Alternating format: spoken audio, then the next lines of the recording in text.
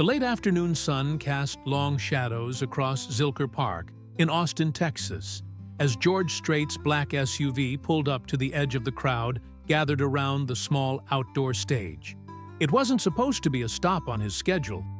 His manager had planned a straight route from the radio station to the hotel. But something about the distant sound of live music had made him ask his driver to pull over.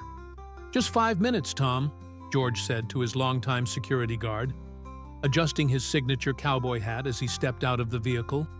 The warm September air carried the scent of barbecue and the familiar twang of country music. Local vendors lined the park's walkways, selling everything from handmade jewelry to kettle corn, while families spread blankets on the grass for the weekly Austin Roots Festival. See, George had been in the music business for over 4 decades, but small-town festivals like this still held a special place in his heart.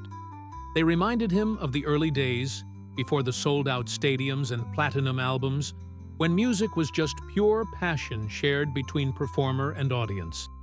As he walked closer to the stage, weaving through clusters of people sitting in lawn chairs and standing with beer cups in hand, a voice cut through the ambient noise like a knife through butter. It was singing one of his songs, Amarillo Morning. But there was something hauntingly familiar about the tone, the phrasing, the way the vocalist bent certain notes. George stopped walking, his heart suddenly racing. The voice belonged to a man in his mid-70s, wearing worn jeans and a faded plaid shirt, his silver hair catching the stage lights. He played an acoustic guitar with the ease of someone who had been doing it for half a century, his weathered hands moving across the strings with practiced precision. "Billy Ray?" George whispered to himself, the name escaping his lips before he could stop it. Billy Ray Henderson, his former bandmate from the Desert Wind, the group they'd formed together in 1974 when they were both young, broke, and full of dreams. They'd played every honky-tonk, dive bar, and county fair between San Antonio and Houston, splitting gas money and sleeping in the back of Billy Ray's pickup truck when they couldn't afford motel rooms. George's chest tightened as memories flooded back. Billy Ray had been more than a bandmate. He'd been his best friend, his musical soulmate, the person who understood his vision for country music when nobody else did. They'd written songs together on napkins in 24-hour diners, harmonized until their voices blended into something magical, and promised each other they'd make it big together. But that was before the record deal, before George's solo career took off like a rocket in 1981, before everything changed. On stage, Billy Ray finished the song to enthusiastic applause from the couple hundred people gathered in the park. He smiled and tipped his worn baseball cap, his face showing the lines that 40-plus years of life had etched there. When he spoke into the microphone, his voice still carried that warm Texas drawl that George remembered so well. "Thank y'all kindly," Billy Ray said, adjusting his guitar strap. That there was a George Strait song, and I gotta tell you folks, that man's music has gotten me through more hard times than I care to count. Matter of fact, George and I used to play together way back when, before he became the king of country music. A murmur went through the crowd, some people turning to look at each other with surprise. Billy Ray chuckled and shook his head. "Oh, don't get too excited now. This was back in the 70s, when we were both just a couple of dreamers with guitars and not much else. Played in a little band called Desert Wind. George went on to conquer the world and, well," Billy Ray gestured to the small stage around him, "I guess I found my place right here in Texas, playing for folks who appreciate good music." There was no bitterness in his voice, just a gentle acceptance that George found both admirable and heartbreaking. He watched as Billy Ray launched into another song, this time The Chair, another one of George's hits. The irony wasn't lost on him that his former best friend was now playing his songs to make a living at local festivals. George felt a hand on his shoulder and turned to see Tom, his security guard, looking concerned. "Boss, we really should get going," Tom said quietly. "Your dinner meeting with the label executives is in an hour, and traffic's getting heavy." But George couldn't move. He stood transfixed, watching Billy Ray perform with the same passion and authenticity that had drawn them together all those years ago. The crowd was completely engaged, swaying to the music, singing along to choruses they knew by heart. This was what music was supposed to be about. This connection, this shared experience, this pure joy. When Billy Ray finished The Chair, he paused to take a sip of water from a plastic bottle beside his stool. As he did, his eyes scanned the crowd, and for a moment, they landed on George. Billy Ray's hand froze halfway to his mouth, the water bottle trembling slightly. Their eyes met across the crowd, and the years seemed to collapse in that instant. Billy Ray's weathered face showed a mixture of shock, disbelief, and something else. Something that looked like old pain mixed with joy. George raised his hand in a tentative wave, and Billy Ray set down his water bottle with shaking hands. The crowd began to notice something was happening, people turning to follow Billy Ray's gaze. When they spotted George Strait standing there in his signature black hat and button-down shirt, a collective gasp went through the gathered audience. "Well, I'll be damned," Billy Ray said into the microphone, his voice cracking slightly. "Looks like I got myself some unexpected company tonight." The crowd erupted into excited chatter and applause as George slowly made his way toward the stage. People stepped aside to create a path, many pulling out their phones to record what was clearly becoming a once-in-a-lifetime moment. Billy Ray stood up from his stool, setting his guitar aside. "Ladies and gentlemen," he announced, his voice growing stronger, "I'd like you to meet an old friend of mine. George, why don't you come on up here?" George climbed the 3 wooden steps to the small stage, his heart pounding in his chest. Up close, he could see how much Billy Ray had aged. The deep lines around his eyes, the spots on his hands, the slight stoop to his shoulders. But his eyes were the same bright blue George remembered, full of intelligence and humor. "Billy Ray Henderson," George said, extending his hand. "Been a long time, partner." Billy Ray looked at the offered hand for a moment, then pulled George into a bear hug that lasted several seconds. When they separated, both men had tears in their eyes. 43 years, Billy Ray said, his voice barely audible over the crowd's cheers. 43 years since we last talked.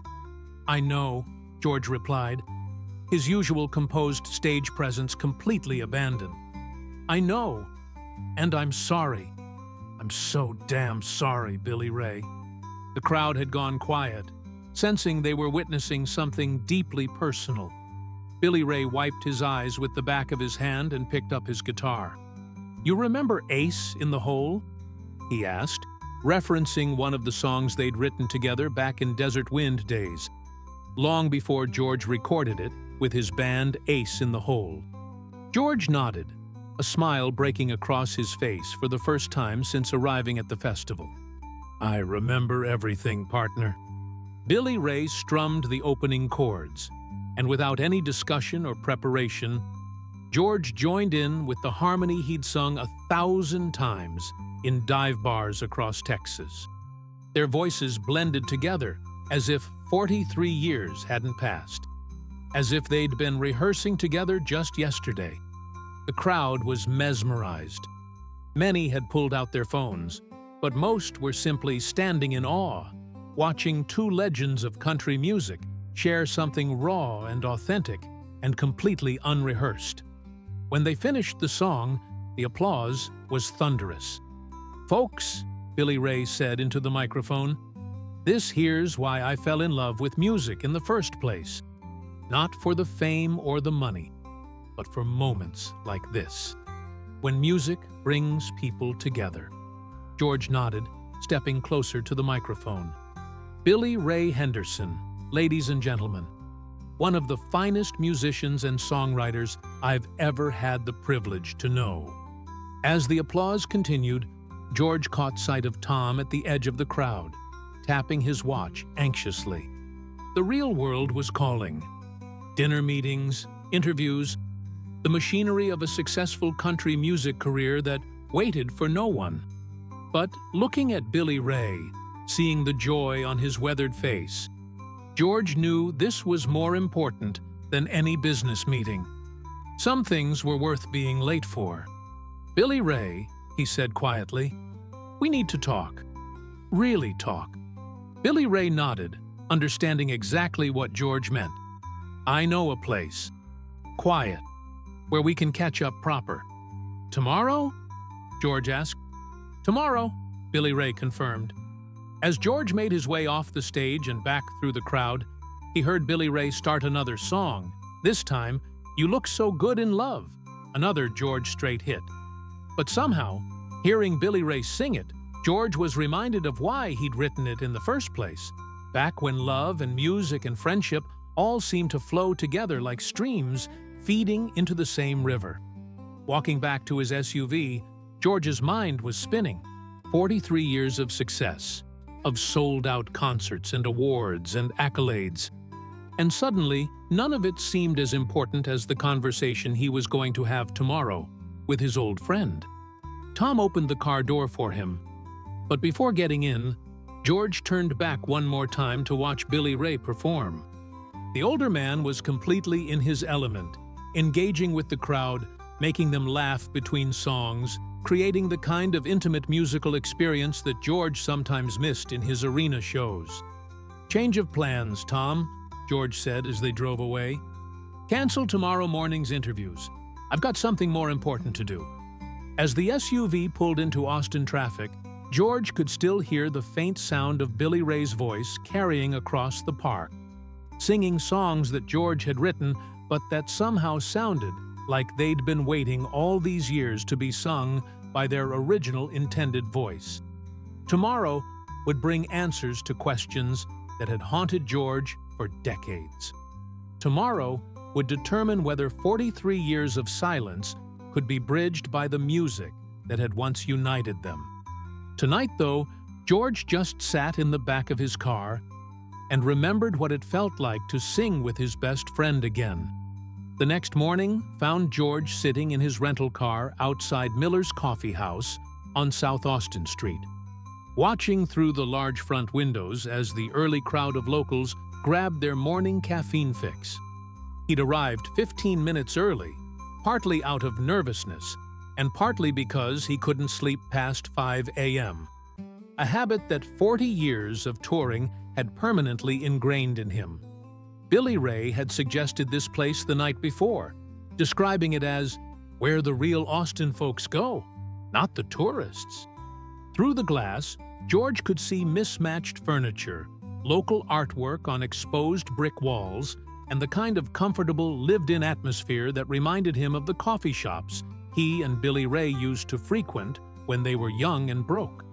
At exactly 8 o'clock, George spotted Billy Ray walking down the sidewalk, moving with the deliberate pace of a man who had learned not to rush through life. He wore clean jeans and a pressed blue shirt, his silver hair combed back under a well-worn resistal hat. In the morning light, the years showed more clearly on his face, but his posture was straight and his step confident. George got out of his car and met Billy Ray at the coffee shop entrance. They stood there for a moment, two old men trying to navigate the strange territory of a friendship that had been frozen in time for over 4 decades. "Morning, George," Billy Ray said, extending his hand. "Morning, partner," George replied, shaking it firmly. "Thanks for agreeing to meet." Inside, they ordered coffee, black for both of them, some habits never changing, and found a corner table away from the morning rush. George noticed that several patrons recognized him, but the coffee shop crowd seemed to respect their privacy, content with knowing they were sharing space with country music royalty, rather than interrupting for photos. "So," Billy Ray said, wrapping his weathered hands around his coffee mug, "George Strait wants to have coffee with old Billy Ray Henderson. Must be a slow news day." There was a hint of protective sarcasm in his voice, and George recognized it as the same defense mechanism Billy Ray had always used when he felt vulnerable. Some things, George thought, truly never changed. "Billy Ray," George began, then stopped, realizing he'd rehearsed this conversation a dozen times in his head, but none of his prepared words felt right now. "I owe you an explanation. Hell, I owe you a lot more than that. But an explanation's where I need to start." Billy Ray leaned back in his chair, studying George's face. 43 years later, you figure I need an explanation? "I figure I need to give one," George replied. "Whether you need it or not is up to you to decide." Billy Ray sipped his coffee, considering this. Around them, the morning crowd continued their routines. College students with laptops, construction workers grabbing breakfast tacos, retirees reading newspapers. Normal people living normal lives, George thought, something he hadn't experienced in decades. "You remember the last time we talked?" Billy Ray asked. George nodded. "December 15th, 1981. Backstage at Gruene Hall after we opened for Hank Williams Jr. You remember the date?" "I remember everything about that night, Billy Ray. Every damn word." Billy Ray's expression softened slightly. "Then, you remember what you said to me." George closed his eyes for a moment, the memory as clear as if it had happened yesterday. "I told you I was taking the solo deal with MCA Records. I told you it was what was best for my career. I told you that you'd understand someday. And what did I say back? You said I was choosing fame over friendship. You said I was making the biggest mistake of my life." George opened his eyes and looked directly at Billy Ray. "You said you hoped it was worth it." Billy Ray nodded slowly. "And was it? Worth it, I mean?" The question hung in the air between them like smoke. George thought about his career, the #1 hits, the sold-out stadiums, the Country Music Hall of Fame induction, the adoration of millions of fans. By any measure, he'd achieved everything a country music artist could dream of achieving. "Professionally?" George said finally. "Yeah, it was worth it. I got everything I thought I wanted. But personally," he trailed off, shaking his head, "I lost my best friend. I lost the person who understood my music better than anyone. I lost someone who knew me before I became George Strait, and just saw me as George." Billy Ray leaned forward, his blue eyes intense. "You could have taken me with you, George. That record label, they would have signed the whole band if you'd asked. Hell, they would have signed a pet monkey if you'd asked. You were that hot." "I know," George said quietly. "I know I could have. And I've asked myself a million times why I didn't." "And what answer did you come up with?" George was quiet for a long moment, watching steam rise from his coffee cup. When he finally spoke, his voice was barely above a whisper. "Fear," he said. "Pure, stupid fear. I was afraid that if I brought you along, people would see us as a package deal. I was afraid I'd never know if I could make it on my own. I was 29 years old and scared to death that I was getting my one shot, and I couldn't risk anything going wrong." Billy Ray absorbed this, his expression unreadable. "And after you made it? After you proved you could do it on your own? Why didn't you call then?" This was the question George had dreaded most, because the answer made him feel like a coward. "Because I was ashamed," he said. "Because the longer I waited, the harder it got to pick up the phone. Because I kept telling myself I'd call you next week, next month, after the next album, after the next tour. And then one day I realized it had been 20 years, and I figured you probably hated me too much to want to hear from me anyway." Billy Ray was quiet for several minutes, staring out the coffee shop window at the Austin Street scene. When he finally spoke, His voice was thoughtful rather than angry. You know what the hardest part was, George? It wasn't losing the chance at fame. I made my peace with that a long time ago. The hardest part was losing my friend. We used to talk about everything: our dreams, our fears, our music, our lives. And then, one day, you just weren't there anymore. George felt tears building behind his eyes. I know. I'm sorry, Billy Ray. I'm so damn sorry I can't even begin to tell you. Tell me about your life, Billy Ray said, changing the subject abruptly. The real stuff, not what I read in Country Weekly. You married? Kids? George nodded. Married to Norma since 1971. We've got 2 kids, Jennifer and George Jr.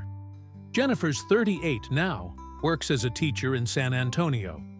Junior's 35, took over managing some of my business interests. Grandkids? 4, ages 6 to 15. They're the light of my life, Billy Ray. When I'm with them, all the rest of it, the career, the pressure, the public stuff, it just fades away. Billy Ray smiled, the first genuine smile George had seen from him since they'd sat down. That's good, George. Family's everything. I'm glad you figured that out. What about you? You married? Was. Linda Sue Henderson.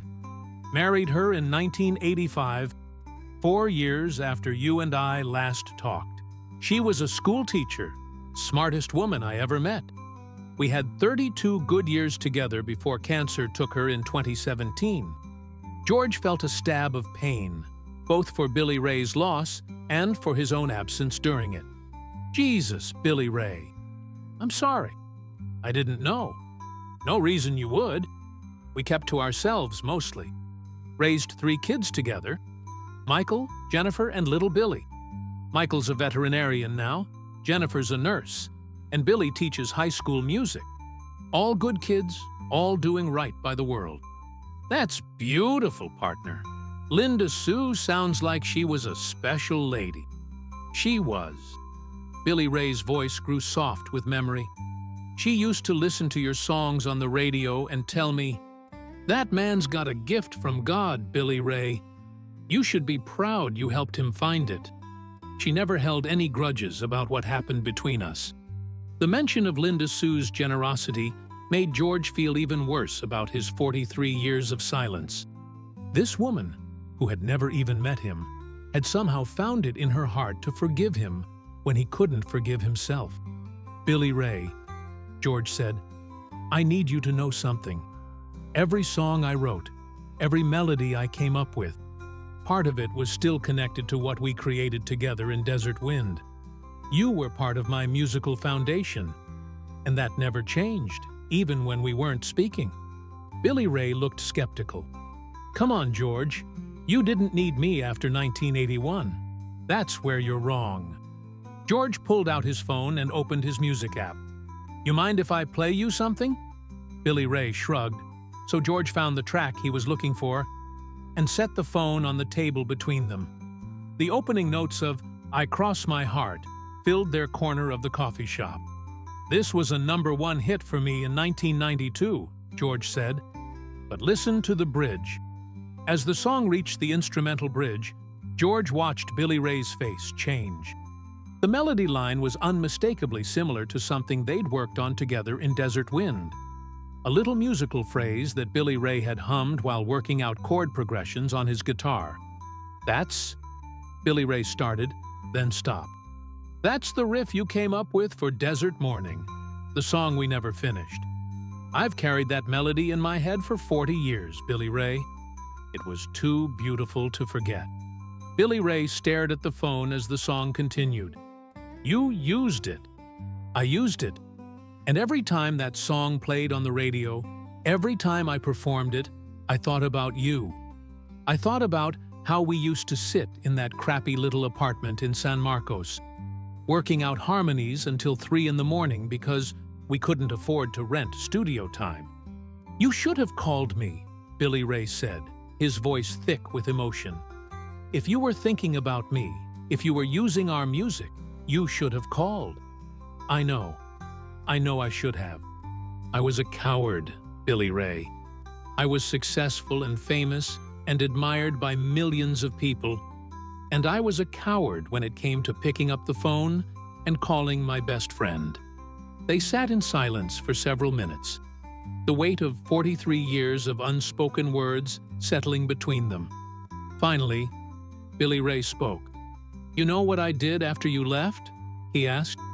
"I kept playing, kept writing songs, kept performing at little venues around Texas.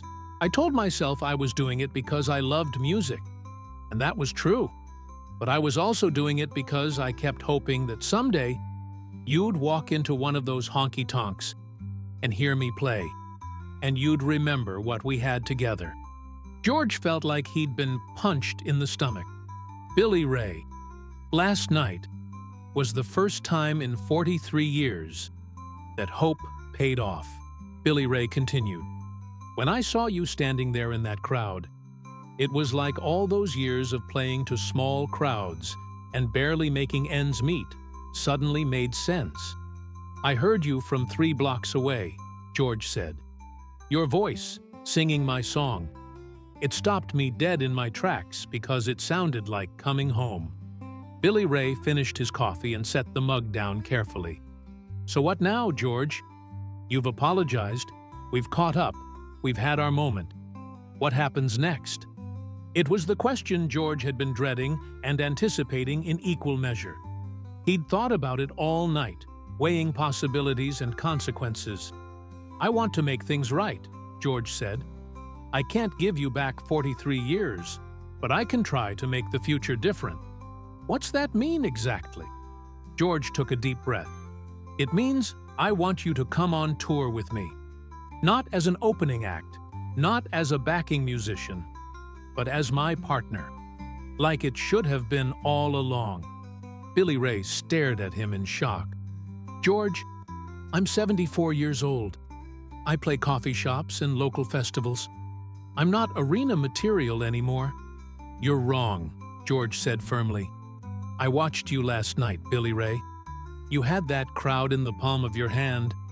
You had them laughing, singing along, completely engaged. That's not something you can teach or manufacture. That's pure talent, and it doesn't have an expiration date." "I don't know," Billy Ray said, shaking his head. "It's been so long. The music business now, it's not what it was when we were young. No, it's not. It's bigger and louder and more complicated. But at its heart, it's still about what we had last night. Real musicians connecting with real people through real music. That's what I want to get back to, Billy Ray. That's what I've been missing." Billy Ray was quiet for a long time, clearly wrestling with the magnitude of what George was proposing. Finally, he looked up and met George's eyes. "You really think this could work? After all these years?"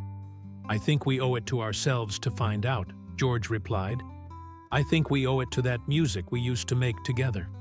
Billy Ray nodded slowly. "Okay," he said. "Okay, let's see what happens." As they stood to leave the coffee shop, George felt something he hadn't experienced in years. The excitement of genuine uncertainty, of not knowing exactly how something would turn out, but being eager to find out anyway. "One more thing, Billy Ray," he said as they reached the door. "I want you to know that success never felt complete without being able to share it with you.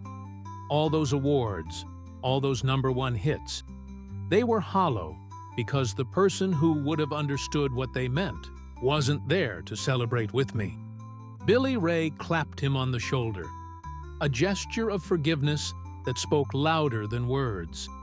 "Well," he said with a grin that reminded George powerfully of the young man he'd once known, "I guess we've got some catching up to do." 3 days later, George found himself standing in Blackbird Studios in Nashville, watching Billy Ray tentatively examine a vintage Martin guitar that cost more than most people made in a year. The studio, with its warm wood paneling and state-of-the-art equipment, represented everything the music industry had become since their Desert Wind days. Polished, professional, and expensive. "This is a far cry from recording in Tommy's garage," Billy Ray said, carefully running his fingers along the guitar's pristine fretboard.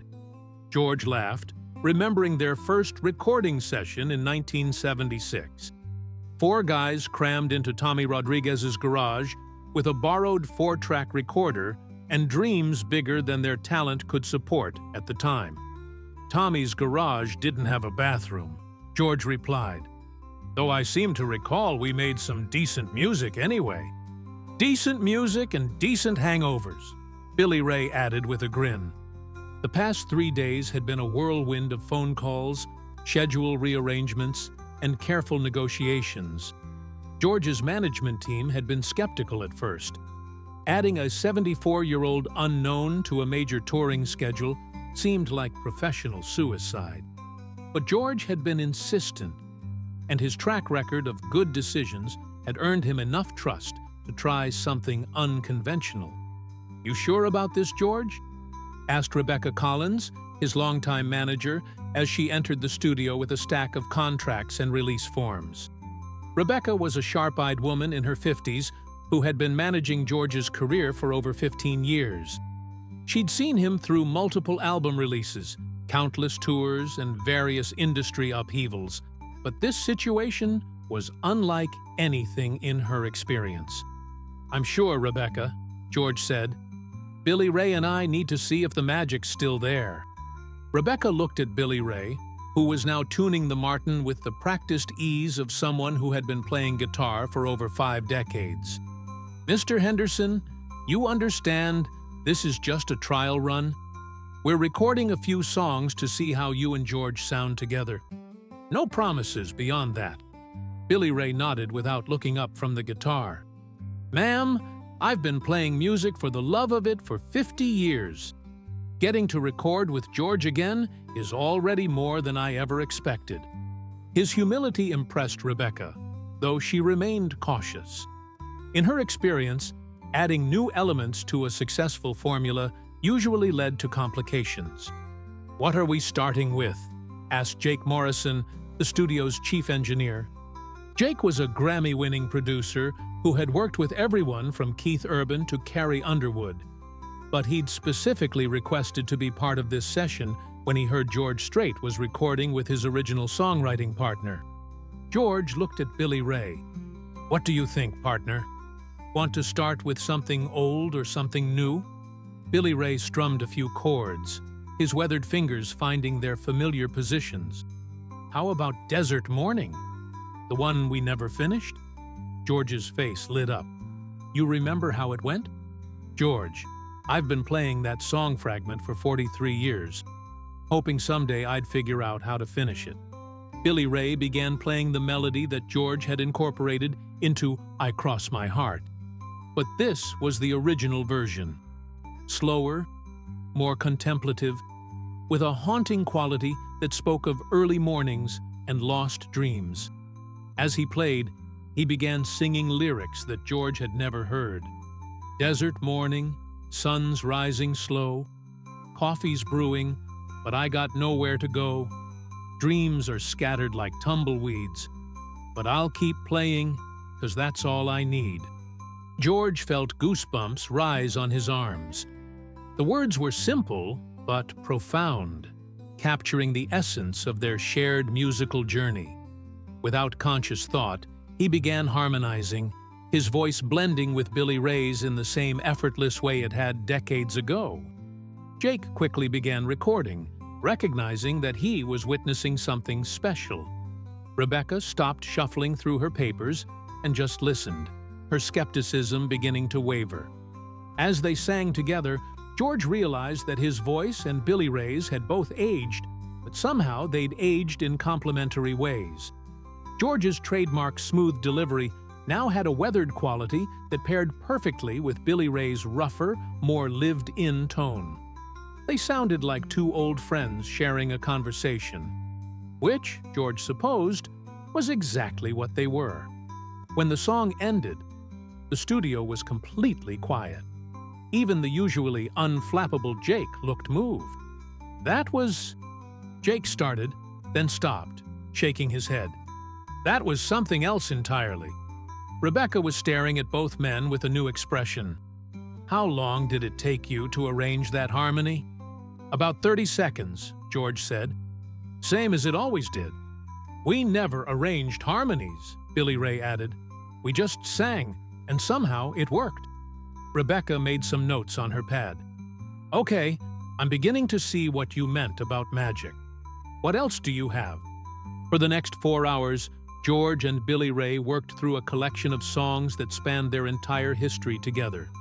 They revisited finished desert wind songs that had never been recorded professionally, worked on fragments and ideas that one or the other had been carrying around for decades, and even tried some of George's recent hits with Billy Ray's harmonies added. The transformation in both men was remarkable. George, usually polished and controlled in recording sessions, became looser and more experimental. Billy Ray, initially nervous about the high-tech environment, grew more confident as he realized that good music transcended equipment and production values. Try this, Billy Ray said during a break, playing a chord progression that George didn't recognize. I wrote this after Linda Sue passed. Never could figure out what to do with it. The melody was heartbreakingly beautiful, with a quality that spoke of loss, but also acceptance. George listened for a moment, then began improvising lyrics. Time don't heal all wounds, but it teaches you to carry them, like old photographs in a wallet, worn but not forgotten. Love don't disappear when the loving ends. It just finds new ways to remind you that it happened. Billy Ray's eyes filled with tears. That's it, he said softly. That's exactly what I was trying to say. They worked on the song for another hour, with Billy Ray providing details about his wife and their life together, and George crafting those personal details into universal truths about love and loss. The result was a song that neither of them could have written alone. George's lyrical sophistication combined with Billy Ray's emotional authenticity. Gentlemen, Jake said as they wrapped up the session, I've been in this business for 25 years, and I've never heard anything like what happened in this room today.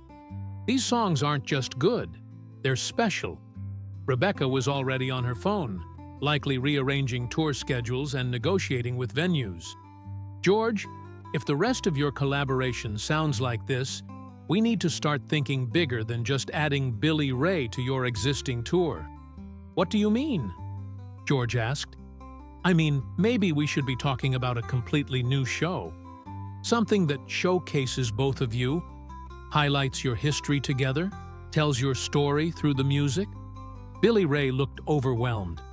Rebecca, I don't know if I'm ready for something that big. I haven't played for more than 500 people in decades. Billy Ray, George said, do you trust me? Billy Ray considered the question seriously. After this week? Yeah, George. I trust you. Then trust me when I say you're ready. The man I sang with today isn't just ready for big stages. He's going to remind people why they fell in love with country music in the first place. As they packed up their guitars and prepared to leave the studio, George felt a contentment he hadn't experienced in years. For so long, his musical life had been about maintaining standards, meeting expectations, and delivering what his audience wanted. Today had been about pure creativity and collaboration. George, Billy Ray said as they walked to their cars, I want you to know something. These past few days, getting to make music with you again, it's been worth waiting 43 years for. It's just the beginning, partner, George replied. We've got a lot of lost time to make up for. And a lot of new music to make, Billy Ray added. As George drove back to his hotel, he called his wife Norma to tell her about the session. She'd been cautiously supportive of his reunion with Billy Ray, understanding how much their broken friendship had weighed on him over the years. How did it go? She asked. Norma, it was like no time had passed at all. we stepped right back into making music together like it was the most natural thing in the world. I'm glad, honey. You've been carrying around guilt about Billy Ray for too long. It's time to let it go and move forward. I think we're going to tour together. Really tour, not just a few dates. Are you sure that's what you want? You've got a good thing going with your solo career. George thought about this for a moment. I've got a successful thing going, Norma, but I'm not sure it's been a completely fulfilling thing. Today reminded me what music can be when it's a true collaboration between friends. Then I'm happy for you both, Norma said. Just promise me you won't let business considerations mess up your friendship again. I promise, George said, meaning it completely. That night, George lay in his hotel bed listening to the rough recordings from their session. Each song told a story. Their story, country music's story, the story of friendship lost and found. He realized that for the first time in decades, he was excited about the future in a way that had nothing to do with chart positions or award shows. Tomorrow, they would start planning their first tour together. They would work out logistics, rehearse with a full band, and prepare to take their renewed partnership to stages across America. But tonight, George just listened to the sound of two old friends making music together and felt grateful for second chances. 6 weeks later, George stood in the wings of the Ryman Auditorium in Nashville, adjusting his black cowboy hat and watching Billy Ray pace nervously in the small backstage area. The historic venue, known as the Mother Church of Country Music, was sold out. 2,362 seats filled with fans who had heard about the reunion and traveled from across the country to witness it. You pacing a hole in that floor isn't going to make this any easier, George said with a gentle smile. Billy Ray stopped mid-stride and looked at his hands, which were visibly shaking. George, I haven't played for a crowd this big since. Hell, I don't think I've ever played for a crowd this big. Take a breath, partner. These are our people out there. Country music fans who understand what music is supposed to mean. Through the curtain, they could hear the crowd's anticipatory murmur, punctuated by occasional shouts of "George!" and the sound of cell phone cameras clicking. Rebecca had orchestrated a media blitz over the past month, and the story of George Strait reuniting with his long-lost musical partner had captured the imagination of country music fans and industry insiders alike. 5 minutes, gentlemen, called Marcus Thompson, the tour's stage manager. Marcus was a veteran of country music tours who had worked with everyone from Garth Brooks to Carrie Underwood, but even he seemed excited about tonight's show. Billy Ray's breathing was shallow, and George recognized the signs of stage fright.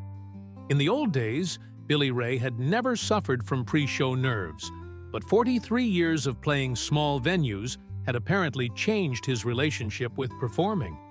"Hey," George said, placing a hand on Billy Ray's shoulder. "Remember the first time we played at Gruene Hall?" Billy Ray's breathing slowed slightly. "You threw up behind the building before we went on, and you told me that the audience wanted us to succeed, not fail. You said they were there because they loved music, and all we had to do was share that love with them. I said that. You did. And it was exactly what I needed to hear." George gestured toward the curtain. "Those people out there, they're not here to judge us, Billy Ray. They're here because they believe in the power of music to bring people together. Just like that crowd in Zilker Park." Billy Ray nodded, his color returning to normal. "You're right. This is bigger than anything I ever imagined.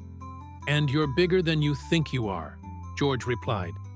"These past 6 weeks, watching you rehearse, watching you work with the band, watching you write, you've reminded me why I fell in love with making music in the first place.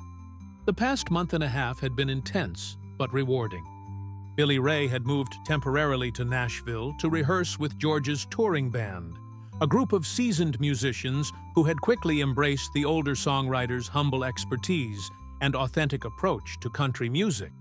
Danny Rodriguez, George's longtime lead guitarist, had particularly bonded with Billy Ray over their shared love of vintage instruments and traditional songwriting techniques.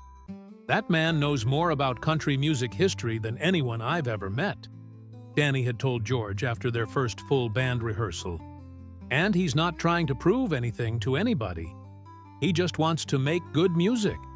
The set list they'd developed told the story of their friendship and musical partnership in chronological order. They would open with early Desert Wind songs, move through some of George's solo hits reimagined as duets, debut 3 new songs they'd written together, and close with Desert Morning, the song they'd finally completed in that Nashville studio. 2 minutes, Marcus called. Billy Ray straightened his shoulders and picked up his guitar. Not the expensive Martin from the recording session, but his own weathered Yamaha that had been his companion for over 30 years. The instrument showed every year of its life, with worn spots where his hands had held it and small dings from countless performances, but it had a tone that perfectly matched his voice. "Ready, partner?" George asked. "Ready," Billy Ray replied, and George could hear the confidence returning to his voice. The lights dimmed in the auditorium, and the crowd's roar was thunderous.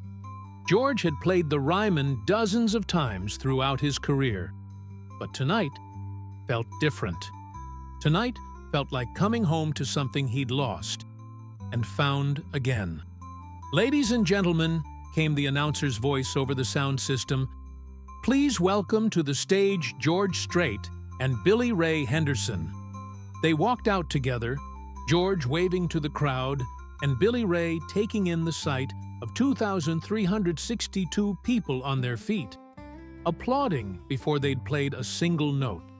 The stage lights were warm but not overwhelming, and George could see individual faces in the front rows. Fans of all ages, some holding up phones, others just clapping with tears in their eyes. "Good evening, Nashville," George said into his microphone, his voice carrying easily through the historic venue. "It's good to be back at the Ryman." The crowd cheered, but George raised his hand for quiet. "Tonight's special for me for a lot of reasons," he continued, "but the main reason is standing right here next to me. This is Billy Ray Henderson, and we haven't played music together on stage for 43 years. Billy Ray stepped closer to his microphone. "Thank you for having us," he said simply, his voice slightly rough with emotion. This is more than an old songwriter ever expected." George strummed the opening chords of Lonesome Highway, one of their earliest Desert Wind compositions, and Billy Ray joined in with the harmony that had made the song special all those years ago. From the first note, it was clear that their musical connection had not only survived their decades apart, but had deepened with age and experience. The song was about young men leaving small towns in search of something bigger. And as they sang it, George realized how prophetic it had been. Both of them had left their small-town origins, though they'd taken very different paths. Now, here they were, 2 older men who had learned that sometimes the most important journeys lead you back to where you started. The crowd was completely quiet during the song, hanging on every note and lyric. When it ended, the applause was sustained and heartfelt. "That was the first song Billy Ray and I ever wrote together," George told the audience. "We were sitting in a diner in Kerrville at 3 in the morning, and Billy Ray started humming this melody. By the time we finished our coffee, we had the whole song." "George is being modest," Billy Ray added, his stage nerves completely gone now. "I had the melody, but he wrote those lyrics on 3 napkins. I kept those napkins for 20 years before they finally fell apart." The audience laughed, and George could feel the intimate connection that made the Ryman special. Even with over 2,000 people in attendance, it felt like they were playing for friends in someone's living room. They moved through their set with the easy banter of old friends, sharing stories between songs and trading verses and harmonies with the unconscious precision of musicians who truly understood each other's musical instincts. When they performed George's hits, Billy Ray's harmonies added new dimensions to familiar songs. When they played Billy Ray's compositions, George's polished delivery elevated already strong material. The new songs were the revelation of the evening. Time Don't Heal, the song inspired by Billy Ray's loss of his wife, reduced several audience members to tears. Second Chances, about their reunion, had people singing along to the chorus despite never having heard it before. The Long Road Home, about the journey that had brought them back together, felt like an anthem for anyone who had ever lost touch with something important and found it again. But it was Desert Morning, saved for the encore, that provided the evening's most powerful moment. As Billy Ray played the opening notes on his battered Yamaha, George spoke to the crowd. "This is a song we started writing in 1979 and finished just 6 weeks ago," he said. "It's about dreams deferred, friendship tested, and the idea that sometimes the most beautiful music comes from the longest wait." As they sang the completed song together, George looked out at the audience and saw faces that reflected the full range of human emotion: joy, sadness, nostalgia, hope. This was what music was supposed to do, he realized. It was supposed to remind people that they weren't alone in their experiences, that their struggles and triumphs were part of a larger human story. When the song ended, the crowd remained on their feet for nearly 5 minutes. George and Billy Ray stood at center stage, their arms around each other's shoulders, taking in a moment that neither had dared to imagine just 2 months earlier. As they finally left the stage, Billy Ray was quiet for several minutes. When they reached the backstage area, he sat down heavily in a chair and looked at George with wonder in his eyes. "That was," he started, then stopped, shaking his head. "I know," George said. "I felt it too." Rebecca appeared with reviews already coming in on her phone. The Nashville scene is calling it a masterclass in authentic country music collaboration. Country Airplay says it's the most moving performance at the Ryman in years. And Twitter is going crazy. Nar George and Billy Ray is trending nationally. But George wasn't thinking about reviews or social media. He was thinking about the look on Billy Ray's face when the crowd had sung along to Second Chances, and the way their voices had blended on Desert Morning like they'd been practicing together every day for the past 4 decades. "What's next?" Billy Ray asked. George smiled. "Partner, we've got 37 more cities to play, and something tells me each one's going to be special in its own way." As they packed up their guitars and prepared to head to their hotels, George felt a completeness he hadn't experienced in years. Success was satisfying, but sharing that success with a true friend was something altogether different. The long road home, it turned out, had been worth every mile. 3 months later, George found himself back where it all began, standing at the edge of Zilker Park in Austin, watching the same local festival stage where he and Billy Ray had reunited. But this time, they weren't unexpected guests. They were the headliners, and the crowd stretched far beyond the park's normal boundaries, spilling onto the surrounding streets and lawns. "Looks a bit different than last time," Billy Ray said, adjusting his guitar strap as they prepared to take the stage. The past 3 months had transformed him from a nervous reunion partner into a confident performer who had found his place on major stages. His hair was better styled now, his clothes more polished, but he'd insisted on keeping his worn Yamaha guitar. Some things, he'd told George, were worth preserving exactly as they were. "Different, but the same," George replied, looking out at the crowd.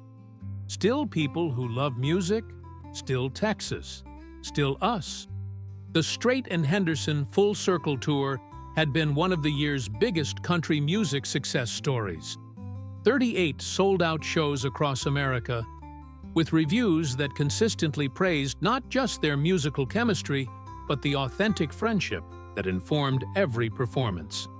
Music critics had coined the term authenticity country to describe their approach. Honest songs performed by people who had lived the experiences they sang about. 5 Minutes called Jennifer Martinez, their new tour manager. Jennifer was younger than Marcus, but had the same professional competence, and she'd quickly learned to navigate the unique dynamics of a partnership between a global superstar and a late-blooming septuagenarian. The past few months had changed both men in ways neither had expected. George had rediscovered the joy of musical collaboration and the value of sharing the spotlight. Billy Ray had stepped into a larger world without losing the humility and groundedness that made him special. Together, they'd created something that was greater than the sum of its parts. "You nervous?" George asked, though he already knew the answer. Billy Ray hadn't been nervous before a show in 2 months. "Nope," Billy Ray said with a grin. "Excited, though. There's something fitting about ending the tour where it started."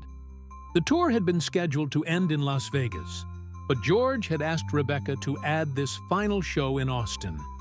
He wanted to close the circle, to return to the place where their friendship had been restored and their partnership reborn. "Gentlemen, it's time," Jennifer said. They walked onto the stage to a roar that dwarfed anything either man had experienced. The crowd was estimated at over 15,000 people, with many more watching live streams on social media.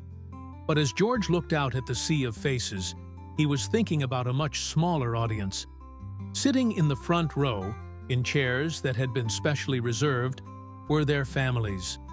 George's wife, Norma, was there, along with their children and grandchildren.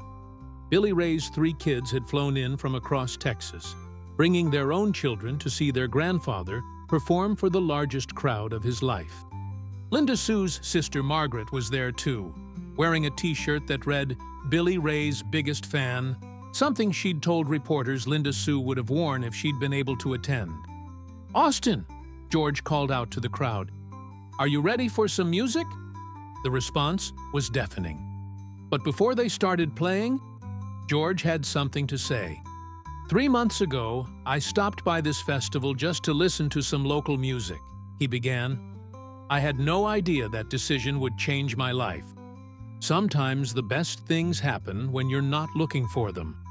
Billy Ray stepped to his microphone. "And sometimes the best things happen when you get a second chance to get it right. I've been playing music for 50 years, but these past 3 months have been the best of my musical life." They opened with "Lonesome Highway," the same song that had started their Ryman performance, but tonight it felt different. It felt like a celebration, rather than a tentative reunion. Their voices blended with the confidence of partners who had played together nearly 40 times over the past 3 months, finding new nuances in familiar songs. The set list for the Austin show was special. Along with songs from their regular tour repertoire, they'd added some that were specific to their Texas roots. They played "Amarillo Morning," the George Strait hit that Billy Ray had been performing when George first spotted him. They played "Austin," a song about the city where their partnership had been reborn. And they debuted "Coming Home," a new song they'd written specifically for this final show. This next song, George told the crowd, is about understanding that home isn't always a place. Sometimes it's the people you make music with. Sometimes it's the feeling you get when everything clicks into place exactly the way it's supposed to.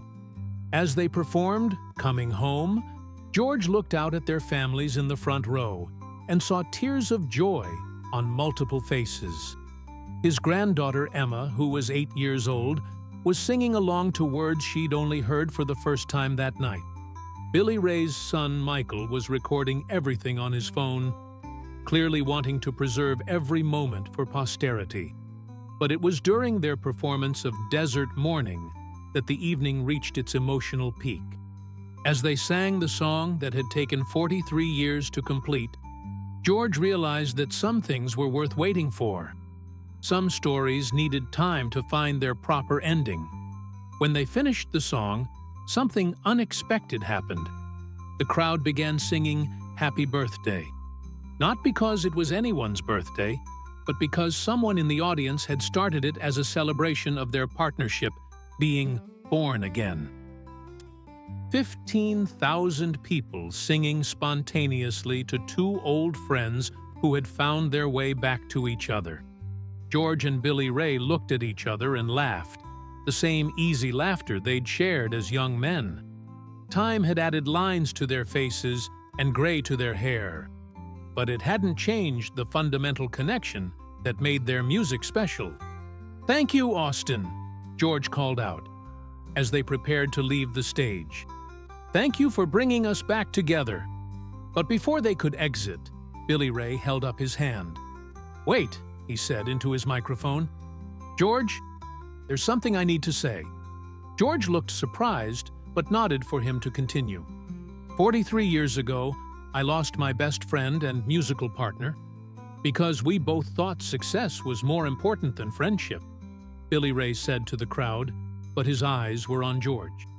"I spent 4 decades being angry about that, and then being sad about it, and finally just accepting it." The crowd was completely quiet, sensing they were witnessing something deeply personal. "But these past 3 months, I've learned something important. Sometimes the best gifts come wrapped in the strangest packages. If George hadn't made that choice in 1981, he never would have become the artist he needed to become. And I never would have lived the life I needed to live. We both had to become the men we were supposed to be before we could make the music we were supposed to make together." Billy Ray turned to George. "So, I want to say thank you, partner. Thank you for leaving. And thank you for coming back. Thank you for 43 years of separate journeys that led us to this moment." George felt tears in his eyes as he pulled Billy Ray into a hug that lasted several seconds. When they separated, he spoke into his microphone. "Billy Ray Henderson, ladies and gentlemen, the best friend a man could ask for, and proof that it's never too late to come home." As they finally left the stage, the crowd continued. The crowd continued cheering for nearly 10 minutes. Backstage, their families gathered around them, creating a circle of love and support that felt like the perfect ending to an improbable journey. George's grandson, Jake, who was 15 and had been skeptical about Grandpa's old music, came up to him with wide eyes. "Grandpa, that was incredible. I mean, I knew you were famous, but I didn't know you were that good." George laughed and ruffled the boy's hair. "Jake, I'm only as good as the people I play with. Tonight, I got to play with the best." Billy Ray was surrounded by his own family, his children and grandchildren all talking at once about the performance they'd just witnessed. His daughter Jennifer, the nurse, was crying openly. "Dad, I've never seen you look so happy," she said. "Mom would have been so proud." "She was proud," Billy Ray replied. "She never stopped believing this would happen someday. She was just better at patience than I was." Rebecca appeared with her phone, as always, but this time her expression was different. She wasn't focused on business metrics or media coverage. She was smiling with genuine warmth. "Gentlemen, I've been in this industry for 25 years, and I've never seen anything like what you two have created. This isn't just a successful tour. It's a reminder of what music can be when it comes from the heart." As the families gradually dispersed to head back to hotels and homes, George and Billy Ray found themselves alone for a few minutes in the backstage area. The sounds of the crowd departing and equipment being packed up provided a gentle background to their conversation. "So what now, partner?" Billy Ray asked. "We've come full circle. We've told our story. We've made our peace with the past." George considered the question. Over the past 3 months, several opportunities had presented themselves. Record labels wanted to sign them as a duo. Television producers wanted to create a documentary about their reunion. Other artists wanted to collaborate with them. "You know what I think?" George said. "I think we keep making music together because we want to, not because we have to. No pressure, no expectations beyond what we put on ourselves."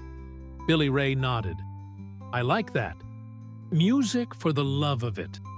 Like it was when we started. With maybe a few more comfortable hotels along the way," George added with a grin. "And proper sound equipment," Billy Ray agreed. As they packed up their guitars, George's pristine Martin and Billy Ray's battered Yamaha, George reflected on the strange journey that had brought them back together. 3 months ago, he'd been a successful but somewhat isolated superstar. Tonight, he was part of a partnership that had reminded him why he'd fallen in love with music in the first place. "Billy Ray," he said, as they prepared to leave the venue, "I want you to know something. These past 3 months haven't just been about making music together. They've been about remembering who I was before I became who I thought I needed to be." Billy Ray shouldered his guitar case. "And I've remembered that dreams don't have expiration dates.